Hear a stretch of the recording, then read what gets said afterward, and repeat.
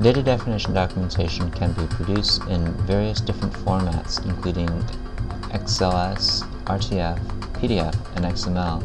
The two most common output format that is being used to submit is XML and PDF. However, the XLS, which is an Excel spreadsheet, or XML can be re-imported if it's edited externally. So for example, if you were to produce a report documentation in Excel by typing the defined XLS here and click on Generate, it will generate an Excel spreadsheet of the input data set that you've selected and all the parameters that you've selected. Now in that case, you have an external Excel spreadsheet that contains this information, which you can edit and then re-import. So in this example, if I were to go here and take a look at the newly created Excel spreadsheet and then edit that file, so if I were to change, for example, this value, instead of derive, I'm going to change it to source. So notice I have two source location after these two variable names, and I'm going to save this Excel spreadsheet and close it down. Now if I were to re-import it, I can import that same Excel spreadsheet back into my system. So now it's performing the imports.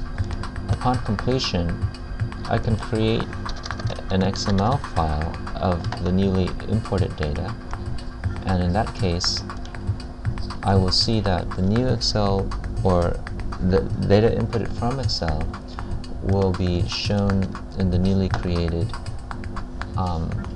XML file. So if you were to scroll down in the XML file, you'll see that the source attribute has been changed in accordance to what I've done in the Excel spreadsheet.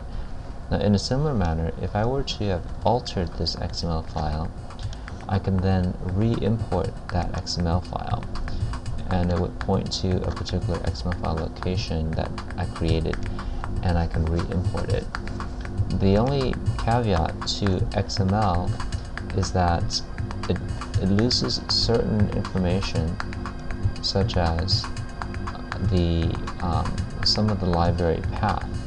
Once the XML structure in the current format does not retain the path location, so some of this information may have been lost if you were to import the XML, but all the rest of the information is retained.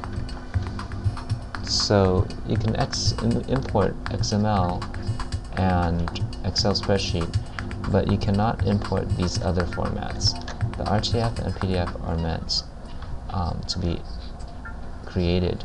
Now if you were to have text in the RTF, you can cut and paste it into the Excel and then re-import the Excel spreadsheet. So the two formats that are commonly used for imports include the XML and the Excel spreadsheet.